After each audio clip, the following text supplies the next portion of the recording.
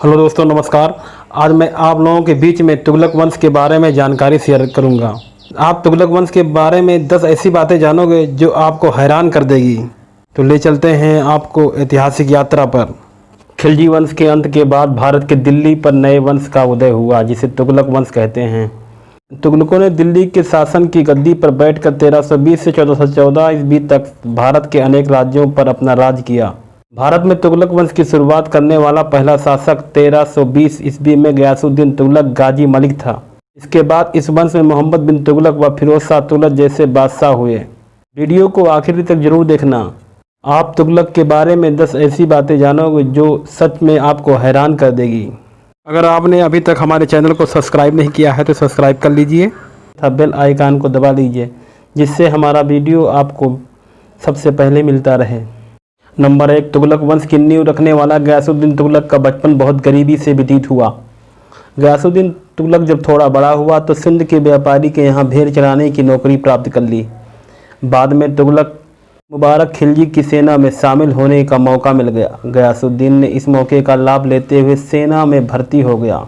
जब इसकी बहादुरी की सूचना दिल्ली दरबार में खिलजी के पास पहुंची तो खिलजी ने उसे अस्तबल विभाग में एक प्रमुख पद दे दिया। गयासुद्दीन एक खूंखार योद्धा था।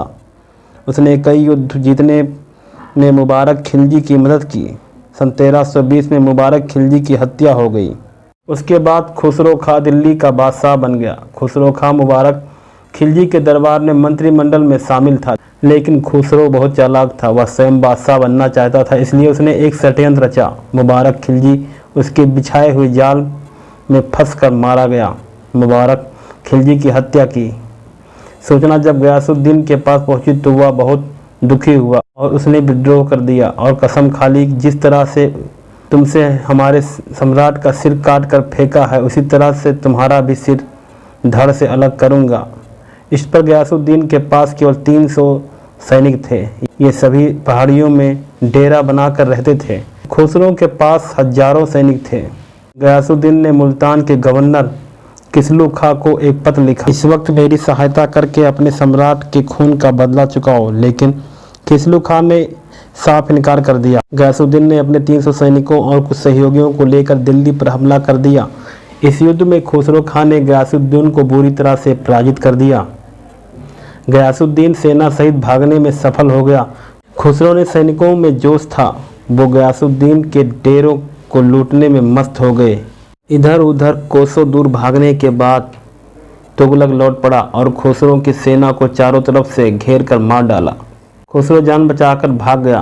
तुगलक दिल्ली की ओर बढ़ा और किले पर कब्जा कर खुद को बादशाह घोषित कर दिया। कुछ दिन बाद खुसरो खां पकड़ा गया और गयासुद्दीन तुगलक ने उसे मारकर अपनी कसम पूरी कर दी।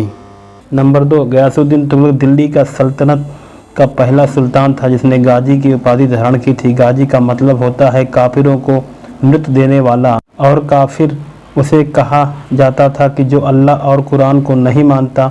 मालिक उसे गाजी अर्थात गयासुद्दीन तुगलक एक कट्टर सुन्नी मुसलमान था। उसने सभी मुसलमानों को भी इस्लामिक नियमों का पालन करना अनिवार्य कर दिया था। गयासुद्दीन तुगलक ने तुगलकाबाद शहर की स्थापना की। उसने राजधानी दिल्ली से तुगलकाबाद स्थापित की। गयासुद्दीन तुगलक पहला ऐसा बादशाह था जिसने किसानों की नाजुक हालत पर ध्यान दिया और लगान को कम कर दिया, नहरों और सिंचाई का प्रबंध किया। नंबर 3, उस समय के जाने माने सूफी संत निजामुद्दीन औलैया और गयासुद्दीन में आपसी विचारों को लेकर मतभेद था। औलैया उसे बादशाह के रूप में पसंद नहीं करता था। गयासुद्दीन तुगलक अपनी सेना के साथ बंगाल विजय अभियान पर निकल पड़े। अचानक निजामुद्दीन औलैया आ पड़े। बादशाह और औलैया में काफ़ी बहस हो गई। गयासुद्दीन ने कहा, जिस दिन दिल्ली वापस आया वह दिन तुम्हारा आखिरी दिन होगा। इस बात पर औलैया ने हंसते हुए कहा था, हुजूर, दिल्ली अभी बहुत दूर है। बंगाल को जीतकर गयासुद्दीन तुगलक दिल्ली पहुंचने वाला ही था, लेकिन औलैया के बनाए हुए जाल में फंस गया और वह मौत के मुंह में जा गिरा। इतिहास का सबसे गहरा षड्यंत्र इस घटना को माना जाता है जिसने एक पुत्र और स्वयं अपने पिता के हत्या में शामिल था। हाल सन 1325 में गयासुद्दीन का पुत्र मोहम्मद बिन तुगलक दिल्ली का बादशाह बन गया। नंबर 4, दिल्ली सल्तनत। मोहम्मद बिन तुगलक पहला ऐसा सुल्तान था जो कई विषयों का ज्ञाता एवं विद्वान था। अब तक का यह पहला सुल्तान था जो हिंदू त्योहारों को बड़े जोश से मनाता था। इसके राज में 23 राज्यों का एक विशाल साम्राज्य था। दिल्ली के तख्त पर अब तक एक से बढ़कर एक वीर पराक्रमी, साहस एवं काबिल हो चुके थे, लेकिन 14वीं सदी में मोहम्मद बिन तुगलक ने जो छाप छोड़ी वह किसी दूसरे शासक में नहीं देखने को मिलती। मोहम्मद बिन तुगलक अपने कठोर और कई अजीब फैसले लेने के लिए जाना जाता था। मोहम्मद बिन तुगलक ने अपने साम्राज्य में कई परिवर्तन किए। 1329 में दिल्ली की जगह देवगिरी को अपनी राजधानी बनाया और देवगिरी को दौलताबाद नाम दिया। मज़ेदार बात तो यह थी कि इस फैसले के बाद सिर्फ राजधानी ही नहीं बदली, बल्कि दिल्ली की पूरी आबादी को दौलताबाद में बसने का आदेश दिया गया। बादशाह के आदेशानुसार लोगों ने दौलताबाद में बस गए, लेकिन पानी की कमी होने के कारण मोहम्मद बिन तुगलक फिर से दिल्ली को अपनी राजधानी बनाया। फैसला मोहम्मद बिन तुगलक के शासनकाल में सबसे गलत फैसला साबित हुआ। इसके अलावा मोहम्मद बिन तुगलक ने जो भी कार्य या सुधार किया वे सारे गलत साबित हुए। इसीलिए मोहम्मद बिन तुगलक को पागल राजा भी कहा जाता है। नंबर 5, गयासुद्दीन तुगलक की मृत्यु के बाद उसका पुत्र जुगना खां था। मोहम्मद बिन तुगलक 1325 से 1351 ईस्वी में दिल्ली की गद्दी पर बैठा। मध्यकालीन सभी सुल्तानों को मोहम्मद बिन तुगलक सर्वाधिक शिक्षित, विद्वान एवं योग्यताधारी व्यक्ति था। उसने अपने शासनकाल में बहुत से सराहनीय कार्य किए। मोहम्मद बिन अपने किसानों की बहुत कम ब्याज पर ऋण उपलब्ध कराता था। मोहम्मद बिन तुगलक सांकेतिक मुद्रा, पीतल, तांबा, चांदी, धातुओं के सिक्के चलाए, जिसका मूल्य चांदी के रुपये टका के बराबर होता था। उसने कृषि विकास के लिए दीवान-ए-कोही नामक विभाग की स्थापना की। मोहम्मद बिन तुगलक का प्रयोग भी सफल रहा। सुल्तान की अपनी इस योजनाओं की असफलता पर आर्थिक क्षति का सामना करना पड़ा। इसी कारण इसे मूर्ख शासक भी कहा जाता है।